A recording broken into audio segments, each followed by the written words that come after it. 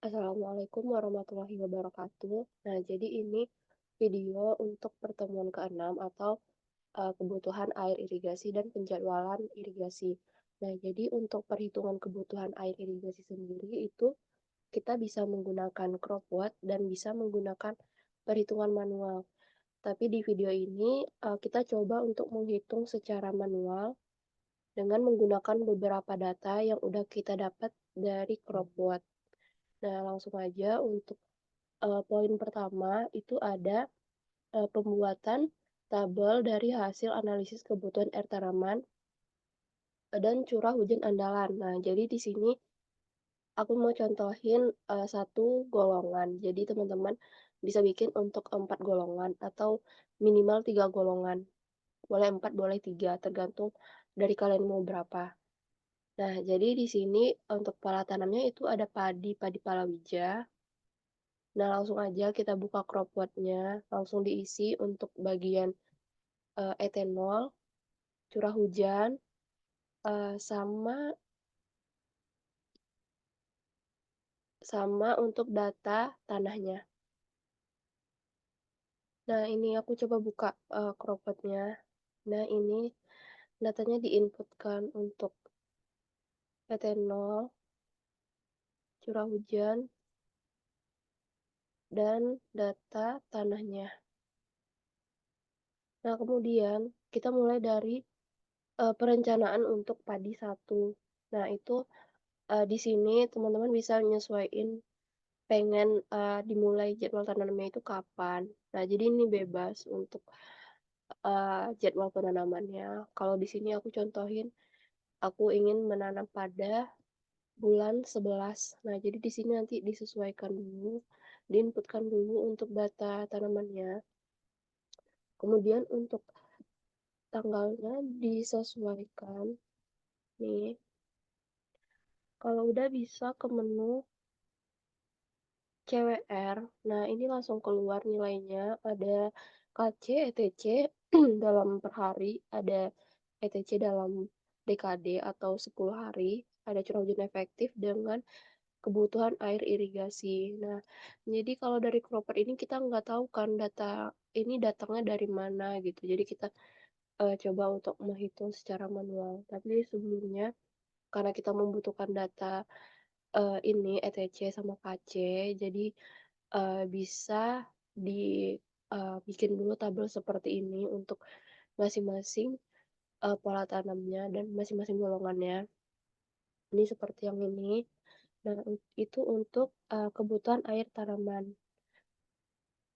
Ya, kebutuhan air tanaman tuh adalah ETC. Ini kebutuhan air irigasi. Nah, kemudian, kita diminta untuk menghitung curah hujan andalan.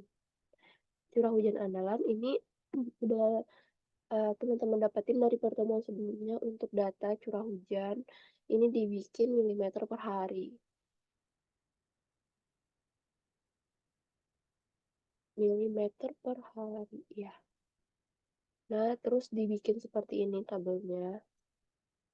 Kalau udah, oh maaf ini milimeter per bulan. Milimeter per bulan ya. Nah, kalau udah eh, kita menggunakan metode probabilitas 80%.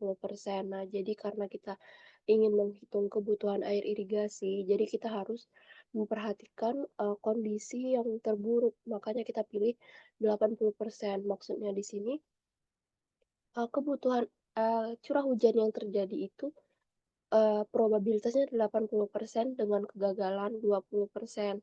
Jadi untuk menghitung itu kita urutin dulu datanya dari yang terbesar hingga yang terkecil. Nah, kemudian kita bikin untuk probabilitasnya, rumusnya seperti ini, nanti tinggal diikutin ada, eee, data urutan keberapa, terus dibagi sama jumlah data ditambah 1. Nah, nanti tinggal ditarik aja ke bawah. Nah, karena kita mencari 80% dan 80% itu terletak di antara baris 8 dan 9, nah jadi kita, mencari, interpolasi dari data tersebut. Nih cara interpolasinya pakai formula forecast, terus diketikkan 80%, terus yang yang di ini patokannya untuk curah hujannya, kemudian, sama probabilitasnya. Probabilitasnya jangan lupa untuk dikunci, karena nanti kita bakalan, tinggal ditarik aja ke samping. Nah, kemudian, kita dapat untuk, curah hujan andalannya. Ini satuannya masih salah ya, satuannya milimeter per bulan. Nah, ini kita udah dapat curah hujan andalan. Untuk ini, kita abaikan dulu ya, yang ini abaikan dulu. Nanti kita balik lagi ke slide ini. Untuk curah hujan andalan cuma sampai, di sini. Kemudian untuk poin kedua itu menghitung nilai kebutuhan air irigasi sepanjang tahun dengan berbagai skenario pola tanam. Nah, sebenarnya di Cropot ini kita udah tahu nih berapa nilai kebutuhan irigasi. Tapi, kita kan nggak tahu ya datangnya dari mana. Jadi kita hitung ulang lagi nanti, hasilnya bakalan, bisa dibandingin sama poin satu atau hasil dari Cropot. Nah, nanti, bisa dibikin tabel seperti ini. Ini tabel penyiapan lahan. Ini tabel untuk penyiapan lahan. Jadi, NFR atau kebutuhan air irigasi itu merupakan penjumlahan dari perkolasi ditambah dengan WLR atau pergantian lapisan air ditambah dengan kebutuhan air tanaman dikurang dengan curah hujan efektif. Dan, eee, untuk, penyiapan lahannya itu kita bedakan tabelnya karena, nggak memungkinkan kalau misalnya kita satuin untuk tabelnya ini.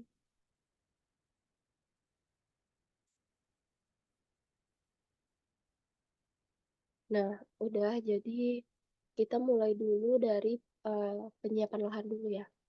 Nah, jadi ini tinggal dimasukin aja nilainya dari yang udah kita dapetin, ada etanol. Etanol ini kita dapetin dari yang pertama kali itu, eee, bagian cropotnya ini etanol. Nah, sesuai dengan bulannya, sesuai dengan bulannya. Tinggal diinputkan, terus E0 atau evapotranspirasi apa ya, aktual itu bisa dikali sama faktor 1,1 itu udah ketetapan. Nah, jadi tinggal dikaliin. Kemudian, untuk perkolasi ini, kalau dari saran dari KP itu nilainya 2 milimeter per hari, tapi teman-teman bisa cek lagi untuk daerah irigasi masing-masing itu nilainya berapa. Kemudian tinggal diinputkan untuk setiap bulannya itu sama, kemudian ada M, perjumlahan dari baris kedua dengan ketiga, tinggal dijumlahin, terus ada T. T itu adalah masa penyiapan lahan. Masa penyiapan lahan itu, kita ibaratkan saja untuk 1 bulan. Jadi, jumlahnya ini tergantung hari dari, pada bulan tersebut, Januari ada 31 dan seterusnya. Kemudian untuk S, S itu, air yang dibutuhkan untuk, masa penyiapan lahan atau kandungan air dari dalam tanah itu. Nah, ini bisa dibaca-baca lagi, ini maksudnya seperti apa. Nah, itu, aku pakai saran dari KP. Saran dari KP itu sebesar 250 milimeter untuk setiap harinya. Jadi ini disamain, kemudian ada K yang merupakan hasil perkalian dari ini, M dikali T per S. Ini tinggal dimasukin rumusnya. Kemudian IR. IR itu merupakan kebutuhan air untuk penyiapan lahan. Pada rumusnya ini M dikali, eee, eks eksponen ya, eksponen pangkat 3 dikali ini bisa diikutin aja rumusnya. Ini, nah kalau udah tinggal ditarik aja ke samping dapat untuk nilai, penyiapan lahan pada, bulan-bulan yang udah kita hitung. Kemudian lanjut untuk, kebutuhan air bersih di sawah atau NFR. Ini kita bikin tabelnya seperti ini, nanti bisa diikutin tabelnya. Nah, untuk bulan ini kalian menyesuaikan dari apa yang udah kalian dapetin dari Cropwat. Nah, misalnya ini, aku contohin untuk, golongan satu yaitu, masa tanam satu atau padi. Masa tanam satu atau padi nanti dicek lagi di bagian ini. Nih, kan untuk, bulan pertama itu khusus untuk penyiapan lahan. Nah, jadi di sini aku tandain kuning, berarti itu masa penyiapan lahan. Nah, yang biru maaf, yang hijau ini, untuk awal masa tanam padi atau, setelah kita persiapin lahan, jadi kita nanam pada bulan November awal. Nah, ini disesuaikan lagi sama apa yang udah kalian dapat dari Cropwat.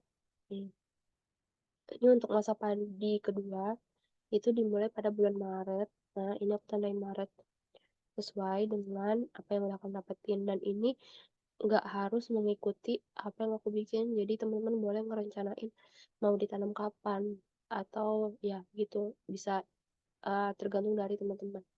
Kemudian ini etanol juga sama, kita salin dari nilai etanol yang udah kita dapetin dari pertemuan sebelumnya. Dan untuk ini kan satuannya mm per hari. Jadi karena di sini formatnya per dekade atau per 10 hari, jadi tinggal, dimasukin, eee, ini misalnya pada bulan Oktober, Oktober itu kan 3,64. Nah, jadi tinggal disesuaikan aja masing-masing bulannya, disamain gitu maksudnya. Dan perkolasi juga sama kayak tadi, berapa perkolasi kalian yang dipakai di penyiapan lahan, begitupun juga perkolasi yang untuk pembuatan air sawah. Ini curah hujan efektif. Nah, curah hujan efektif kita, eee, sebenarnya ada perhitungan lain, cuma biar mempersingkat, jadi kita pakai yang udah kita dapat dari Cropwat atau ini untuk, tabel yang bagian ini effective rain. Nah, tinggal disalin, cara nyalinnya itu ya kita, posisikan aja, misalnya Oktober 1. Oktober 1 kalau di sini berarti kan, effective rain-nya ada 2, terus yang dekade 2-nya ada 3, tinggal disalin aja. Dan ini aku, pengen temen-temen cek lagi karena di beberapa, perhitungan itu sepertinya dari Cropwad-nya ada salah, ini nggak tahu salahnya di Cropwad aku doang apa di kalian juga seperti ini. Ini untuk effective rain itu biasanya, eee tiap minggunya itu, tiap periode itu bakalan nyambung gitu. Nah, misalnya di sini, di Februari 3 kan itu 32,5. Kita cek di sini Februari 3 itu 32,5 sama ya. Nah, kita cek lagi di Januari periode 3 di sini 35,1 sedangkan di sini 64,1. Otomatis kan ini sepertinya salah ya karena terlalu jauh angkanya. Jadi, ini disesuaikan lagi, dicek lagi, di cross check lagi untuk tiap bulannya. Kalau udah tinggal disalin aja untuk curah hujan efektif. Nah, di video yang sebelumnya itu aku nggak, terlalu menjelasin untuk WLR, tapi ternyata, banyak yang nanya untuk WLR itu dapatnya dari mana. Jadi sebenarnya WLR itu kan merupakan, eee, pergantian lapisan air. Nah, pergantian lapisan air itu dilakuin ketika misalnya kita udah menanam padi. Jadi, dalam beberapa periode tertentu kita perlu mengganti air dari irigasi tersebut. Nah, cara menggantinya itu biasanya pada bulan-bulan tertentu. Dari KP sendiri itu menyarankan pergantian air itu dilakukan selama 45 hari atau 1,5 bulan. Dan pergantian lapisan air ini dilakukan 1 bulan setelah masa tanam padi, masa awal tanamnya dengan 2 bulan setelah masa tanam. Nah, jadi di sini, aku tandain untuk yang hijau ini berarti dia adalah masa awal untuk tanaman padi. Jadi, pada dekade 1 ini kita baru mulai menanam padi.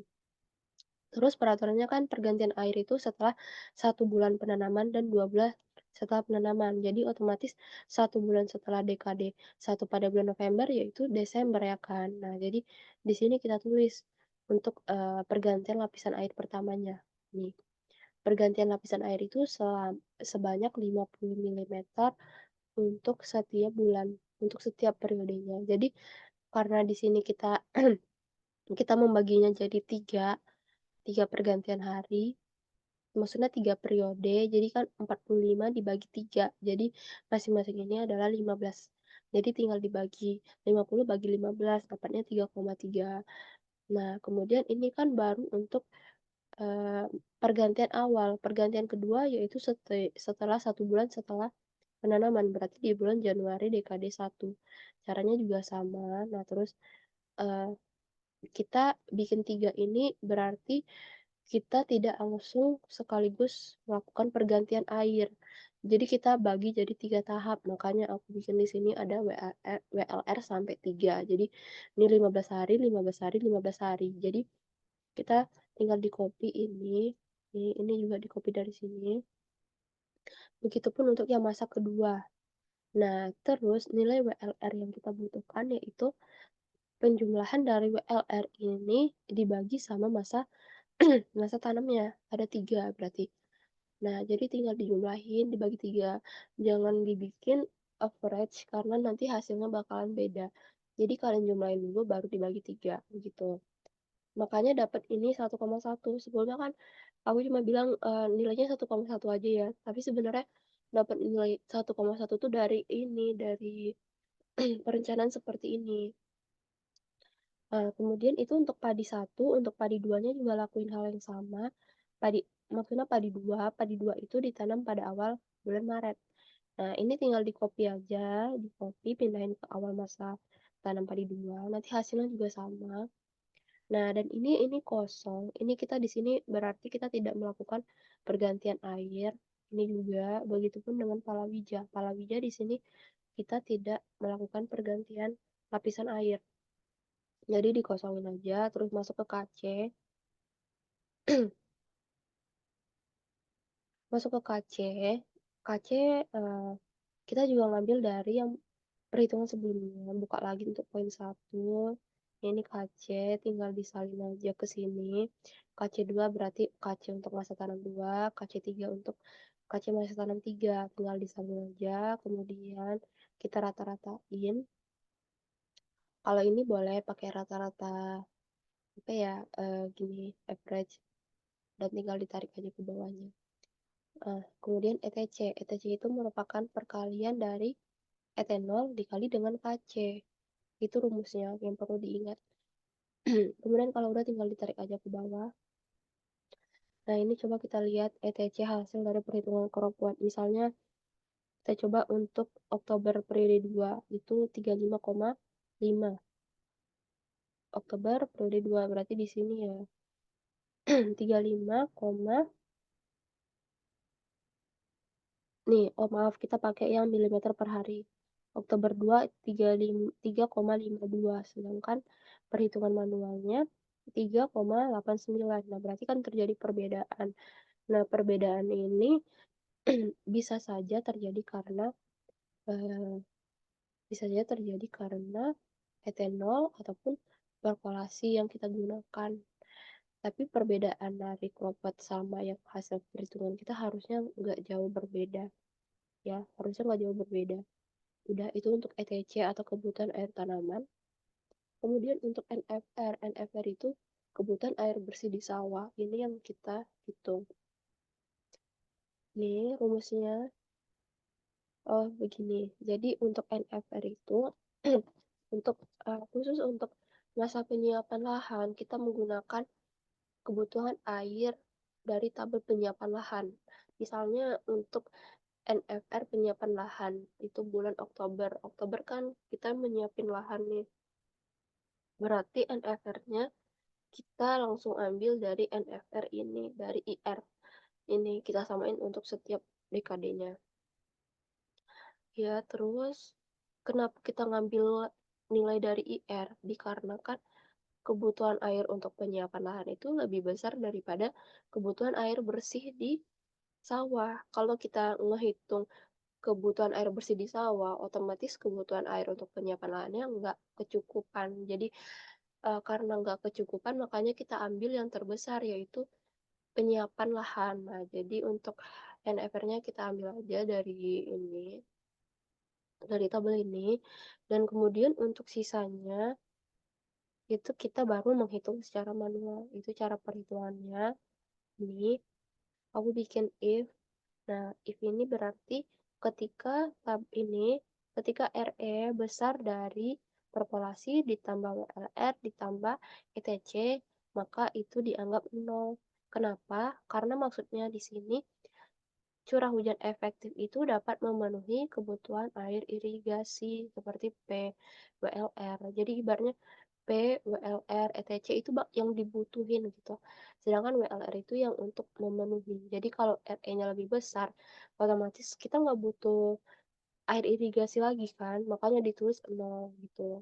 Tetapi kalau misalnya curah hujan efektif belum memenuhi kebutuhan dari ini semua, maka kita lakukan perhitungan yaitu perkolasi ditambah WLR ditambah ETC dikurangi sama RE. Jadi berapa? Kalau misalnya di sini ada angkanya semisalnya 1,2 misalnya. Berarti NFR di sini berarti kita membutuhkan air sebanyak 1,2 mm per harinya. Begitu. Tapi kalau di sini 0, ya udah berarti kita nggak membutuhkan irigasi dengan artian RE-nya mencukupi gitu. Nah, ini juga teman-teman ada yang nanya kan, ini kenapa juga 0? Ya sama, berarti maksudnya di sini curah hujan efektifnya lebih besar daripada kebutuhan dari semuanya. Makanya di sini 0. Jadi tidak perlu irigasi. Tidak perlu pemberian irigasi pada masa tersebut. Nah, itu untuk poin 2. Bisa dilanjutin untuk golongan kedua dengan golongan ketiga. Ikutin aja tabelnya biar mempermudah. Kemudian untuk poin ketiga, itu menentukan satuan kebutuhan air pada daerah irigasi. Nah, ini maksudnya di sini, oh ya ini kelewatan ya. Jadi karena kita menghitungnya dalam luasan, jadi kita harus mengkonversi milimeter per hari ini ke liter per detik per hektar.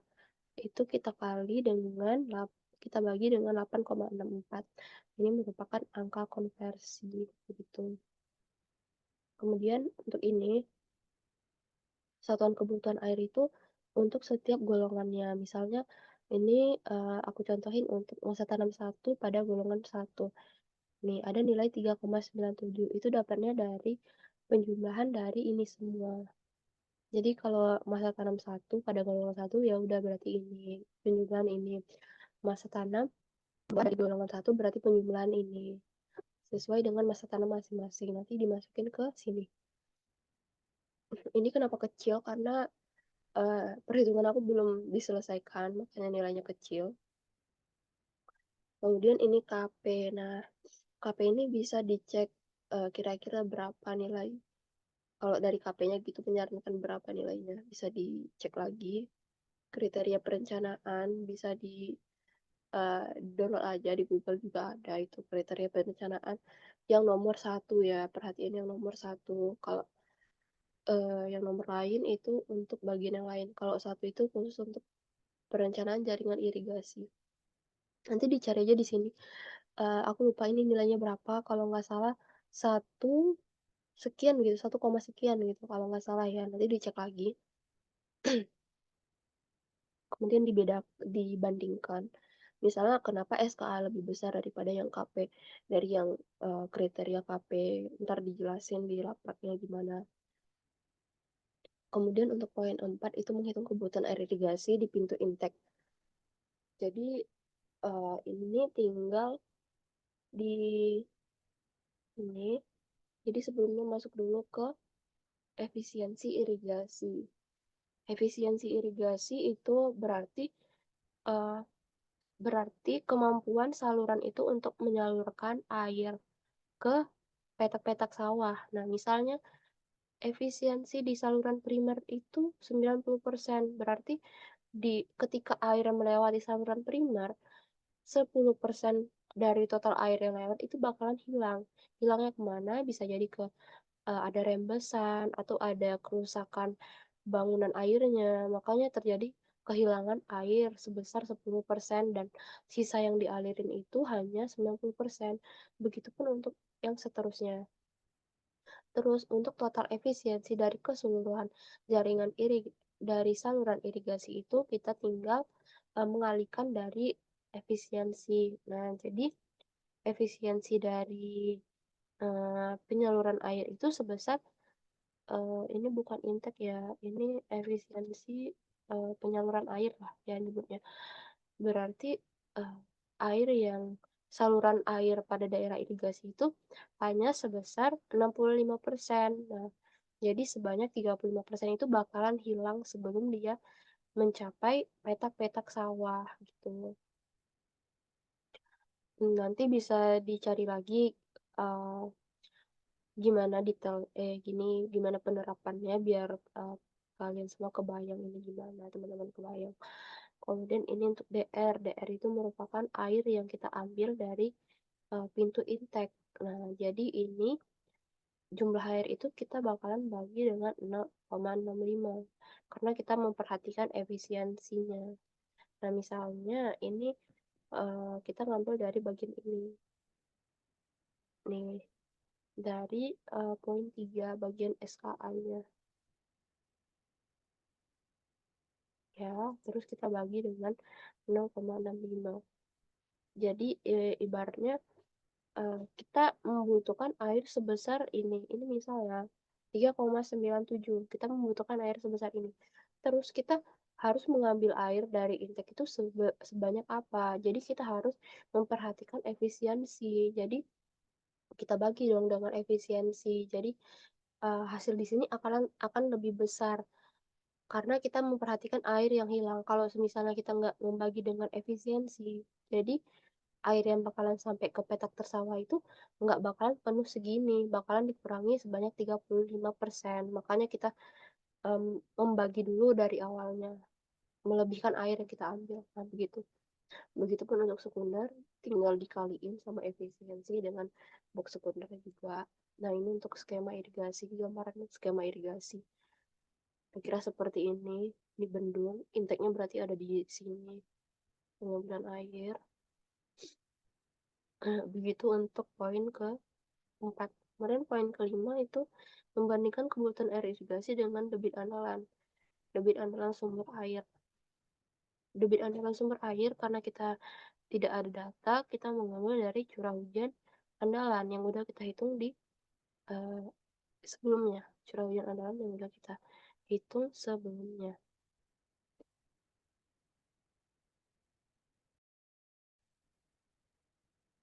Nah, jadi aku baru ingat, baru sadar juga. Kita kan di awal menghitung CH andalan. Nah, CH andalan itu sebenarnya kita gunakan untuk menghitung kebutuhan curah hujan efektif dari tanaman yang nantinya kita pakai di ini. Tapi kan sebelumnya yang aku jelasin kita ngambil dari dari cropot ya untuk nilai RE. Nah, jadi karena aku baru inget, jadi maaf. Jadi untuk RE-nya kita bakalan ngehitung lagi. Jadi untuk RE itu,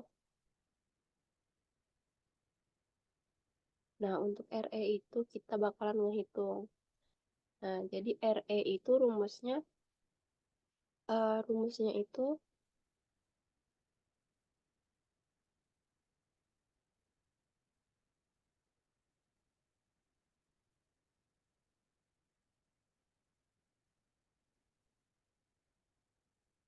jadi adalah 70% dari itu adalah 70% dari hmm, curah curah hujan andalan atau R80. Nah, jadi kan R80 yang ini yang udah kita hitung ya R80 nilainya segini. Jadi untuk curah hujan efektif, maksudnya di sini curah hujan andalan itu curah hujan yang peluangnya 80%. Sedangkan curah hujan efektif itu merupakan curah hujan yang dipakai oleh tanaman. Jadi curah hujan andalan ini enggak semuanya dipakai oleh tanaman. Jadi yang dipakai itu hanya 70% atau 0,7.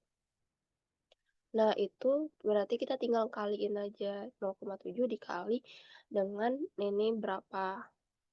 Nah, dapat. Nah, kemudian selanjutnya karena tadi kita nggak jadi ya pakai dari ET, dari crop pot, jadi kita pindahin untuk, curah hujan efektifnya. Jadi caranya sama aja, kita pakai misalnya di sini Oktober ya, Oktober itu disamain untuk setiap dekadenya. Satuannya udah milimeter per hari. Begitupun untuk yang selanjutnya, Oktober. Ini aku belum hitung ya yang Oktober. Ini Oktober, maaf November.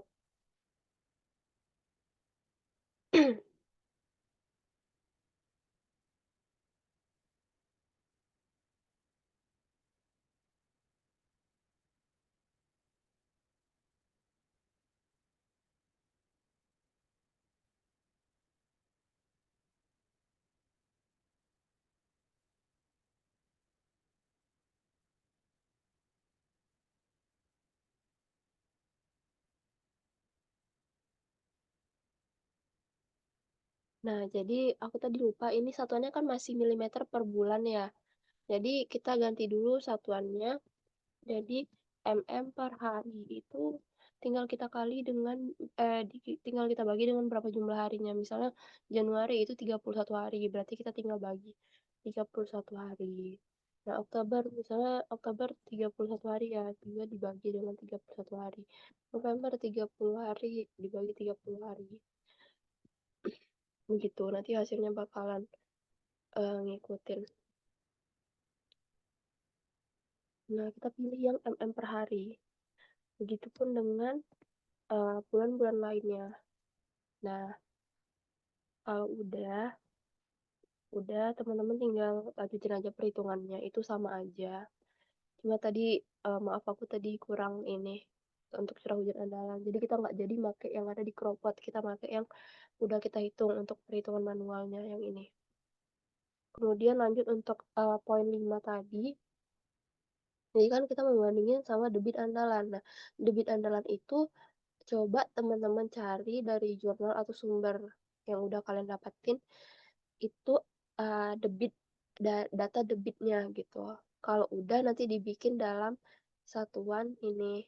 Ini satuannya masih meter kubik per detik ya satuannya. Nanti kalau udah kita pakai metode curah hujan apa kita pakai debit andalan. Jadi rumusnya sama, pakai 80% juga. Sama kayak yang curah hujan andalan tadi. Kita urutin dulu dari yang besar hingga yang terkecil. Nah, kalau udah tinggal dibikin rumus seperti ini. Dapat untuk debit andalannya, tinggal kita bandingkan. Nah, jadi di sini DR intake itu seperti yang aku jelasin sebelumnya. Dan debit andalan tinggal dimasukin untuk debit andalan bulan Oktober, yaitu segini. Nah, karena ini tadi masih satuannya meter kubik per detik, jadi kita kalikan dengan 1000 untuk bikin jadi liter. Nah, ternyata debit andalan itu belum memenuhi DR intake, jadi kita bikin keterangan tidak memenuhi.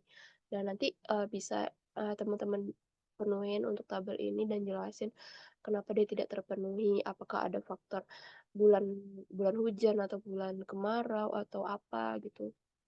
Itu nanti untuk di pembahasan. Nah, kemudian poin keenamnya membuat pembahasan atas hasil perhitungan. Seperti yang udah poin 1 sampai poin 5 yang kita lakuin. Kemudian uh, buat rekomendasi atau perencanaan jadwal irigasi. Nah, tadi kan juga udah direncanain ya untuk uh, untuk rekomendasi. Bukan rekomendasi sih, lebih ke perencanaan. Tapi rekomendasinya kita belum bikin. Untuk rekomendasinya mungkin kita gunain crop quote. Nah, jadi ini hanya sebatas perencanaan. Untuk rekomendasinya kita pakai crop quote gitu. Nah, mungkin itu aja untuk perhitungan kebutuhan air irigasi. Untuk penjadwalan irigasi, aku bikin videonya terpisah. Kalau ada yang kurang paham boleh ditanyain. Udah aku cukupin. Terima kasih. Wassalamualaikum warahmatullahi wabarakatuh.